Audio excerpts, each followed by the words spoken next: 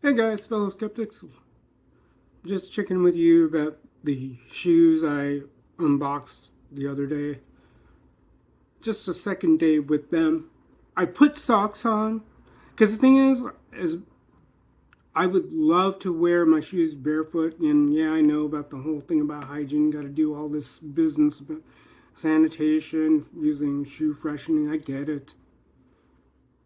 The other thing, the more important thing is with the foot moisture, and I apologize for any kind of inexplicable or undue imagery. Don't mean to put that on you guys, but just understand that there's a chance that you could affect the sole.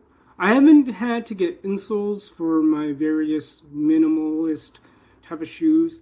I may think on that to see if it might help matters. Maybe, maybe not.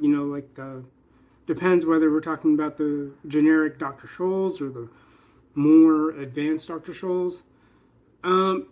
But my second day with them, and I used it in a very specific context, which, in the midst of a church service, and in my capacity, serving at the altar with the priest and whatever, standing, and depending on how much effort I had to put getting up the steps, whether or not my lower or closer to the ground type of soles for such a shoe, how they would affect working with the garments we wear during services. So that determines what that type of shoe's place is. And of course, depending on, because the thing is, these aren't my personal garments. They are not tailored to myself. There is a role that my measurements may play, but I can't use that as mine. It's not mine.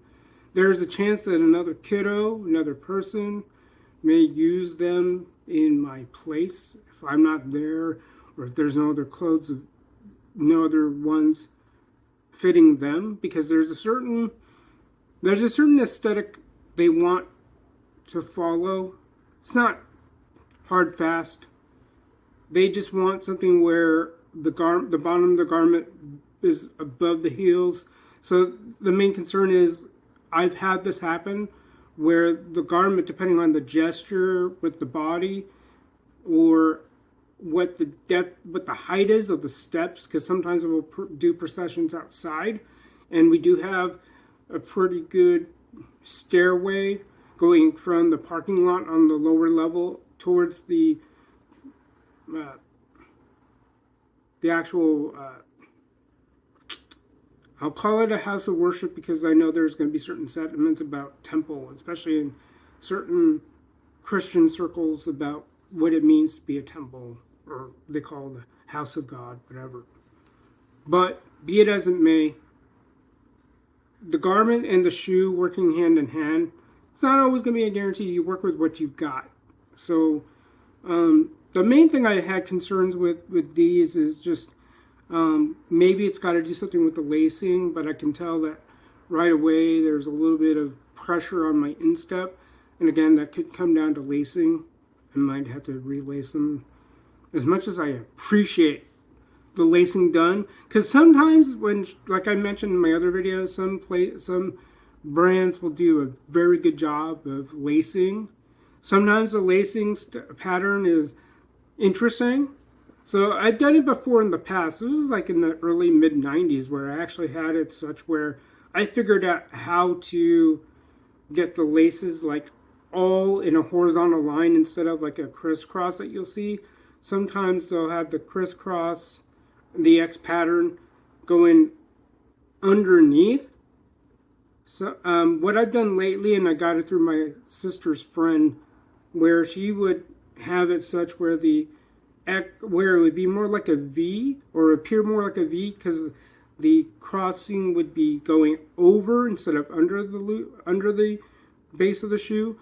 I'm going to figure if that's going to help me out more, just to alleviate any kind of that pressure on my instep.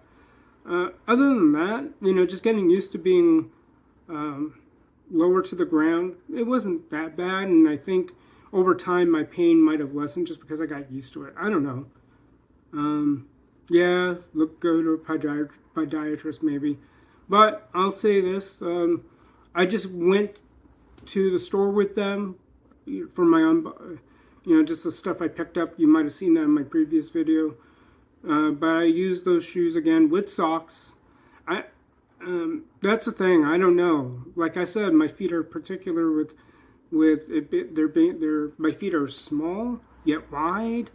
Also, there's something to be said about having thin socks, but at the same time, the thinner the sock, the likelihood is high that you'll run into some holes developing over time.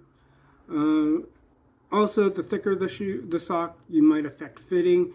I noticed when I took my shoes off, the socks. I don't know if it's because the socks were because they were my dad's socks.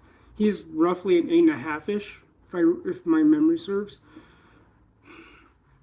And I can make it work. It's just that sometimes when a sock gets bunched, especially in the foot area, it could affect feet and or fit, and it could affect comfort. Also, I always keep in mind this idea of slack or trying to reduce it to a good level, where you're not feel like you're getting unnecessary impact between your feet and the sole. You kind of want the shoe to be as much a part of you as possible, and that's why it's always been tough outside of the Vibrams to find a shoe fitting my feet like a glove. I may never get that. I may. It's like, what can I tolerate? And that's not the question I would like for any of us to throw around out there when it comes to shoe fit. You want it to be like, I feel good. I feel protected from the elements, because that's part of the reason why I do have the kind of the number of shoes I do. Each shoe I have is supposed to serve a purpose. So I'm not necessarily a sneakerhead in that I like collecting shoes. I have shoes just to... Okay, I'll take that back. The Vibrams, on the other hand, especially the ones I have coming on the way, okay, fine, you can peg me as an Imelda off of those. But otherwise, I do have a pair for indoor soccer, just for GKD practice, although I'm kind of waning off of those. I don't know about the Onitskas. They were the brands I believe Bruce Lee sported back in the day. If I can get away with the Minimalist line or anything similar to that, great. Because they are lower to the ground and there isn't much to their arch support. I know that's not a good thing for certain folks. Having talked to other people, that's not their bag. I get it. I'll probably say more. It's just trying to get used to wearing other shoes and making use of the collection. Like I said, I may end up donating a good number of the pairs I still own. There was a pair I ordered off of eBay, a pair of, I think they were Skechers. And at some point, the heel started separating from the actual shoe. So, things like that, and trying to find a good place I will take shoes. I don't know. I have a tendency to obsess over stuff or be too much of a nerd. Oh well, but it'd be good for my own awareness of like, okay, if I want to dispose shoes, or at least if I can't donate it, because I know there are certain conditions in terms of donating shoes or clothing. You want to donate something that can be used by the next person. So, first of all, in terms of the charity shops, I'm trying to get used to that, because it's just a different mindset when you think of thrift shop versus charity shop. That aside, it's just, you're going to give this up without having to hand it down. And yeah, but the thing is, like, I don't know how small I am compared to my relatives. If it's a good fit for one person, no matter who it is, great. I haven't taken a poll of my other relatives because I can get the sense they're either bigger than I am or they're taller than I am. So I can't. It's like I have to ask the question to will this fit so-and-so to my parents? And like, will this fit that cousin? Will it fit this cousin? And so on. So without having to weigh those questions, I'll just send it over to a charity shop at some point. Because I did pick up a little, I don't know if it's a designated shoe rack. I made it such. I still have to clean that one up and see what I can do and salvage it. Because I do have shoes I know that I've tried to work with the 6.5 shoe size as much as I'm able. And then my various minimalist footwear, just trying to preserve the soles. Because a lot of these shoes aren't exactly cheap like I showed in my last video. Alright, well, more thoughts as I get used to these shoes. And if I want to get another pair just to preserve their soles, because I learned from my friend, like I think I brought it up again in another video, these soles might wear out probably sooner than my Vibrams. Again, with the Vibrams, it's just about discipline with my nail cutting, making sure my toenails are nice and trim and they don't run the risk of puncturing the fabric. That's my wild guess. Alright, fellow skeptics, thanks again for your time. Peace out until the next video. Catch you all later. Well, I'm at it. And I did pick up this from the same shop. I got the Jocko drink.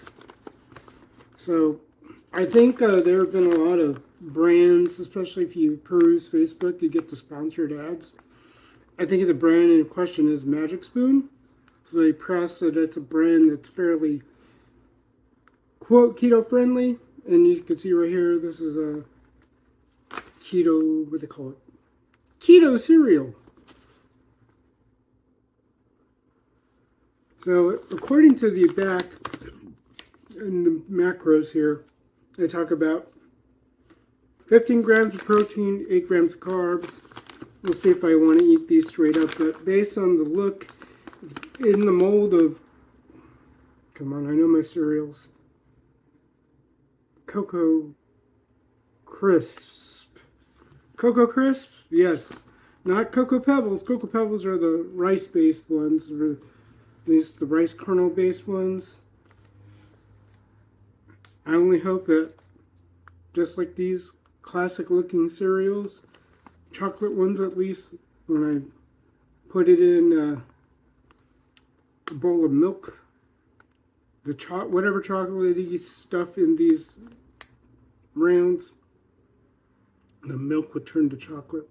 Although I do have my own cocoa powder mix in my pantry where I can make chocolate milk at will. And the bigger unboxing is this pickup from Amazon I got yesterday. I've had it on my mind for the longest time. Let's see. Yeah, that's all I need.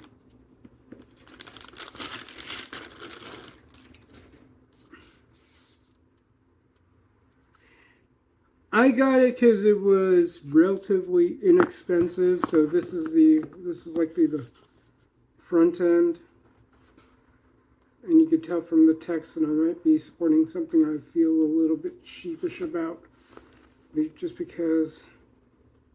Yep, in the back, made in China. Oh boy. Committed to audio and video intelligence system product development and production. Don't know. Maybe some backdoors I'm not aware of. Well, as you can tell, it's supposed to be a KVM. And so this would be I always kick the tires on various products, but KVMs have been around for decades.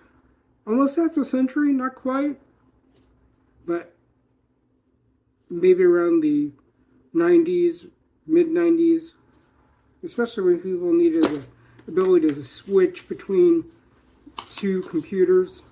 My goal is to bring my MacBook closer to where my Linux machine and my Windows machine from work are. That way I don't have to feel like I'm traveling from one workspace to another. So this is a very basic looking one based on the product page I saw on Amazon. I don't know. I'm feeling so rather sheepish about got it from, and for those who speak Southern Chinese, I think Cantonese would be Jocko. My ancestral Chinese would be Tiongkok. Could be wrong on that. So I think in Hokkien you say Painse, Doinzhi Cantonese, and Doibachi Mandarin. Anyway,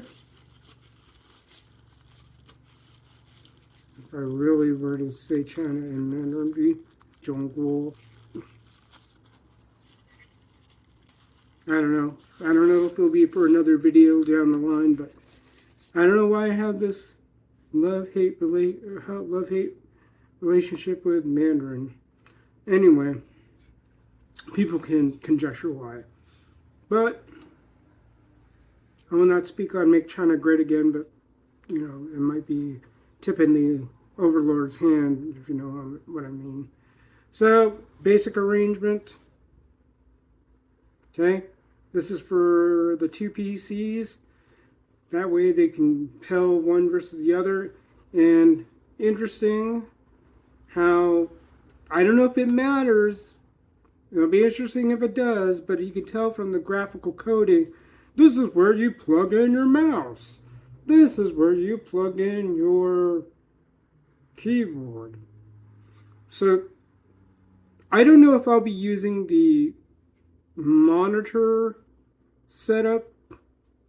Maybe, maybe not. Depends on if I can get away with doing a native connection from my MacBook to one of my monitors, and then the other monitor to my Linux box. And I would just go with using my monitor's switching of inputs, so I can go back and forth that way. I mainly need a KVM to switch between two machines, so I can flip-flop between my keyboard and mouse. I don't mind having my collection of keyboards the way I have it. I have two natural ergonomics from Microsoft. Model number I think is the Ergonomic 4000. This is the black one. I do have an old school Dell white one. I love that thing. It's got two USB ports on it. But at the same time, I want to get used to this keyboard that I've had for a while now, which has both Windows and Mac switchers, so I can go between the two platforms.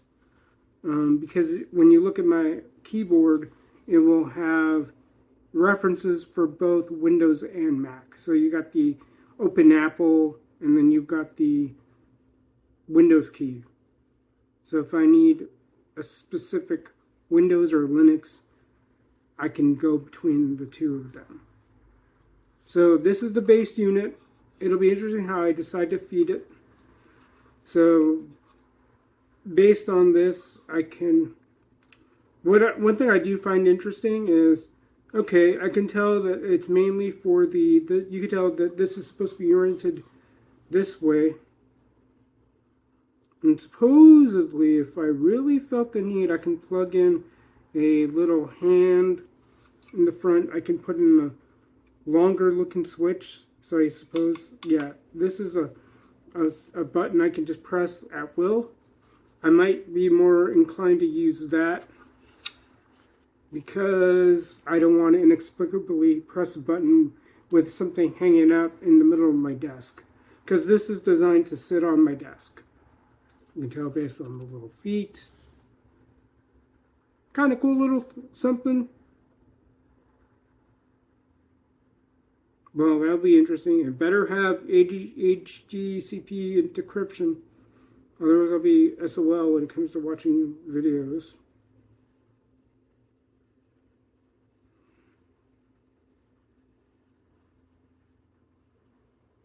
Okay. Another reason why I will want to use my native video connections and not really have to worry about flip-flopping and switching 30 hertz at 4K. No, thank you. 60 hertz or above. In so many ways, I miss having an old school CRT monitor because there was a necessity to have a higher refresh rate without breaking the bank. You could do that. You could do that with any CRT monitor. You can go as high as you need to within reason. Typically, the bigger your monitor, the better your refresh rate was. And everything would look nice and crisp. You don't see the kind of flicker you used to see on old CRTs. But as you can tell in the front, I suppose this is where I'll anticipate hooking everything.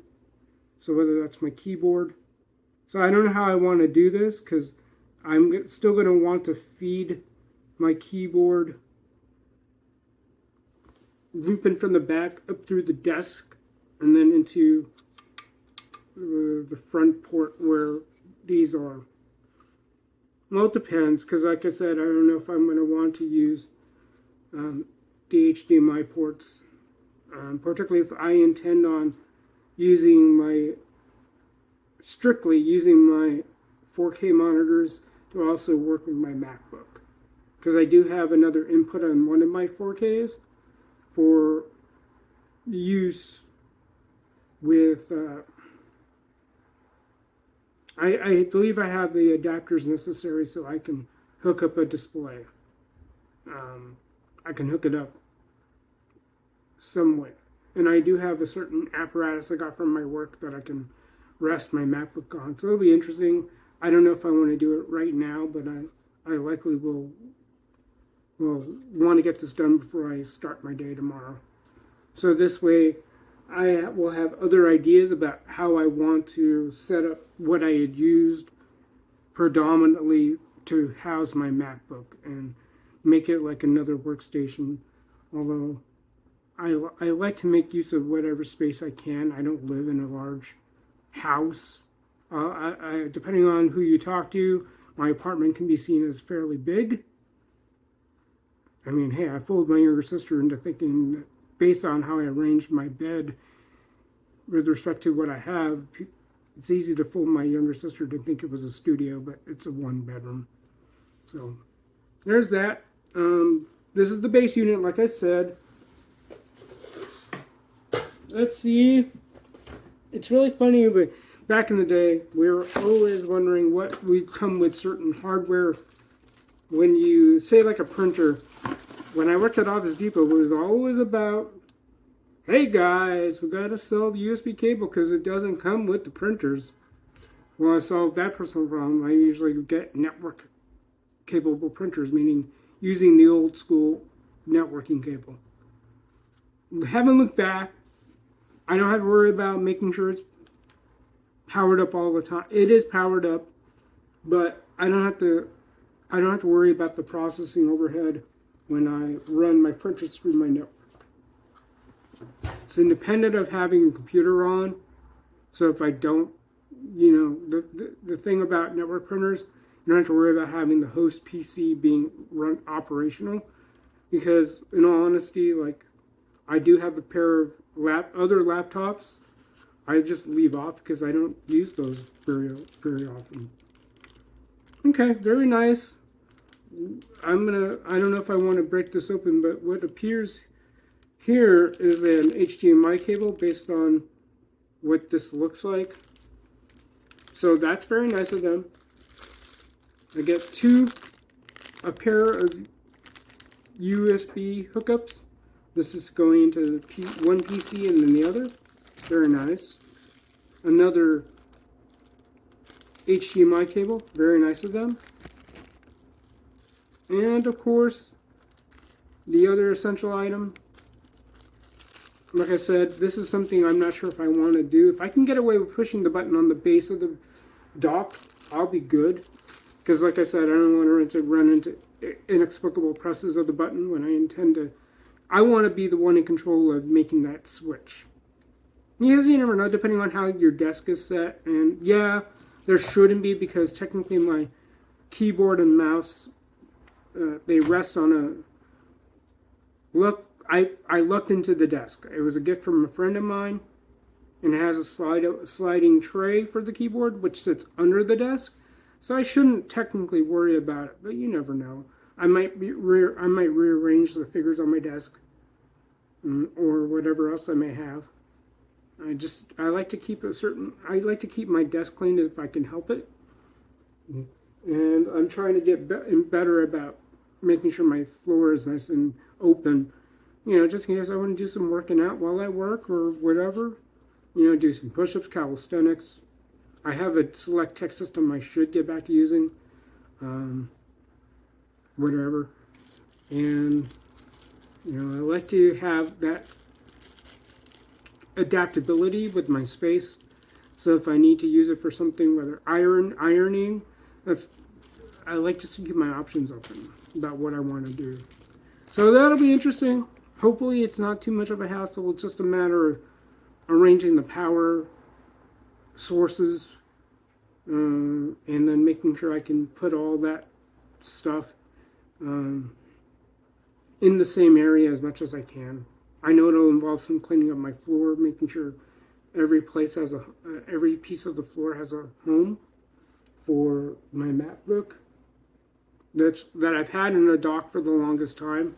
So it'll be interesting. I'll see if I can, because right now I don't think I'll be needing the dock too much, because I'll be splitting the keyboard and mouse. Webcam, I think I'm going to leave that one in a local sense. I still have an adapter where I can fit a webcam just like that into one of my MacBook's USB-C ports. It has a good number of ports. The one thing I appreciate about having that is I can adapt to whether or not I want to charge my USB-C based Pixel 6 Pro or not. I also have a USB-C to Lightning port, which I use for my iPhone strictly for my mobile deposits and my family FaceTime. Why mobile deposits? Well, if I would give for free one piece of advice about ATMs, avoid it like the plague. All right. Thanks again for your time, fellow skeptics. Till next time, peace. And again, if you want to subscribe and get notifications, like I said, if you are going to subscribe, when I click subscribe on a channel, it typically refers to personalized, which I guess you need to tag the person or else they will not get the notification. You're going to want to select all, so that way it just alerts you of any general video coming your way, or if I decide to go live, that as well.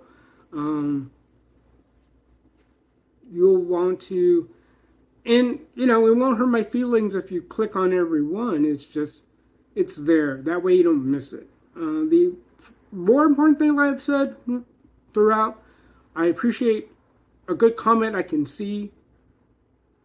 It would either help correct me, or it will help me drive what I deliver in addition, or to follow up on a possible series of videos. Like, I've been putting it on the back burner. Maybe I should do a follow-up on Beat Cop to see, one, if my game was saved, two, if I want to give it another go, see if I can complete all the objectives, and go from there. All right, Skeptic Tank signing off.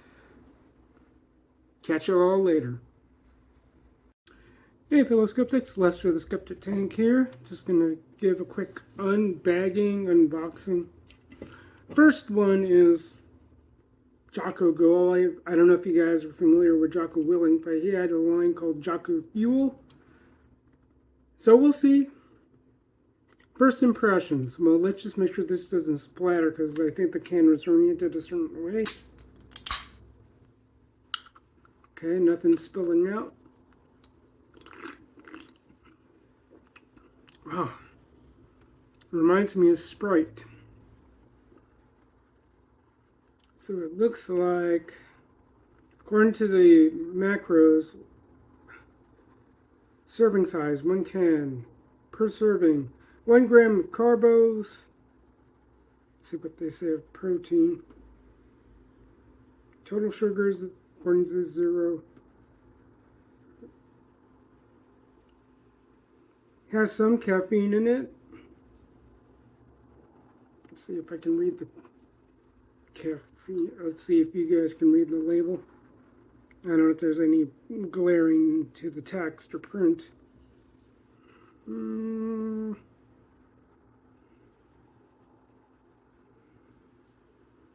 Did say I need something about potassium.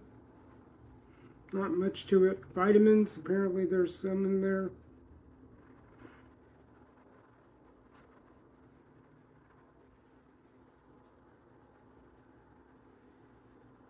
Didn't say much about the protein, but supposedly I have a little bit of a kick of caffeine, but some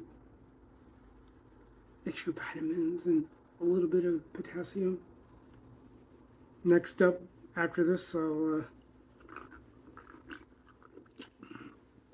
not quite Sprite, maybe more like Mountain Dew-ish.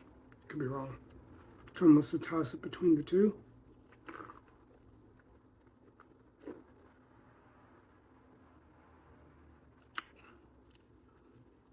So I don't think I'll crash. Oh, it is. Jocko Gold. Apparently Jocko Fuel is, I don't know if that's part of this product or not, or part of the overall brand. It supposedly has electrolytes. It has amino acids, so that might help some protein side of things. Nootropics, whatever that means.